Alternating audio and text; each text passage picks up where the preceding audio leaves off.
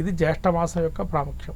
ఇక జ్యేష్ఠ మాసంలో మీరు మేషమాసం అంటే మేషరాశి ఫలితాలు చూసుకున్నట్టయితే ముఖ్యంగా మేషరాశి వారిది ఏ విధంగా ఉంటుంది ఈ జ్యేష్ఠ మాసంలో అంటే అశ్విని నక్షత్రం 4 పాదాలు, భరణి నక్షత్రం 4 పాదాలు, కృతికా నక్షత్రం 1వ పాదము మేషరాశి. ఈ మేషరాశి గ్రహస్థితి చూస్తే జన్మంలో శుక్రుడు ఉన్నాడు, జన్మ శుక్రుడు. అట్లాగే రవి ద్వితీయంలో, బుధుడు 7వ తారీఖు నుంచి జూన్ 7 నుంచి మిథున రాశిలో సంచారం చేస్తున్నాడు. ఈ యొక్క గురువు మిథున రాశిలో సంచారం చేస్తున్నారు. మళ్ళీ కర్కాటకంలోకి బుధుడు 23వ తారీఖు నుంచి సంచారం చేస్తున్నారు. సింహంలోకి ఈ యొక్క కుజుడు 6వ తారీఖు నుంచి వస్తున్నాడు. సింహంలో జన్మస్థ కుజుడు సింహరాశి వారికి.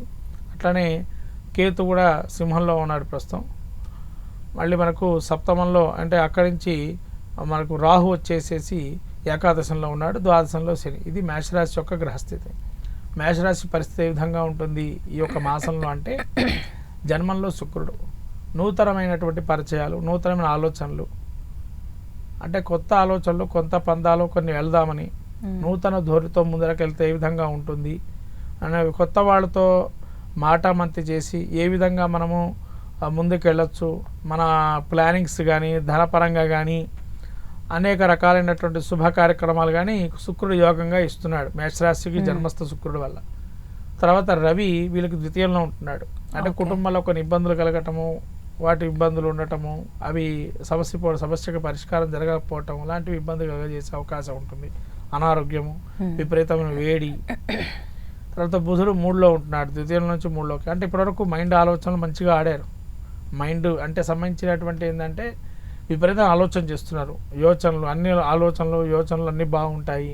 ఎదుటి మనిషిని ఏ విధంగా మాట్లాడితే మనకు బాగుంటుందని కూడా అన్ని విషయాలు బాగుంటాయి.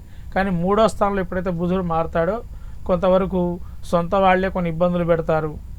అంటే వాళ్ళ మాటలు వీళ్ళ మాటలు నమ్మి ముందరికి వెళ్ళటం వల్ల కొన్ని ఇబ్బందులు కలుగుతాయి. తర్వాత బుధుడుతో పాటు గురువు కూడా 3లో ఉన్నాడు. గురువు కూడా పెద్దగా వీళ్ళకి యోగదాయకంగా లేదు. గురుడు కూడా 3లో ఉండడం వల్ల సొంత వాళ్ళు, తోబుట్టువులు కానీ సహకరించేవారు కూడా ఇబ్బంది పడటం కానీ, వీళ్ళకి సహకరిస్తే మళ్ళీ మమ్మల్ని ఏమన్నా తిడతారు రేపటి రోజు అని సహాయ నిరాకరణ చేయటం వీళ్ళకి మేషరాశి వారికి. అట్లాంటి చతుర్థమందు నుంచి పంచమంలో కుజుడు ఉండటం వల్ల సంతానంలో కొన్ని ఇబ్బందులు కలగడం, సంతానపూర్వకంగా నష్టాలు జరగటము, సంతానం వల్ల కూడా కొన్ని అనారోగ్యాలు రావటము. తర్వాత కేతువుతో కలుసున్నాడు, కుజ కేతువుల కలయిక మేషరాశికి పంచమ స్థానంలో. ఏదో ఒకటి కోల్పోయే పరిస్థితి అనేది కనబడుతుంది ఇక్కడ పంచమంలో కుజకేతుల కలయిక అనేది. అంటే ఓవరాల్గా మనకు రాహు యోగదాయకంగా ఉన్నాడు వీళ్ళకి.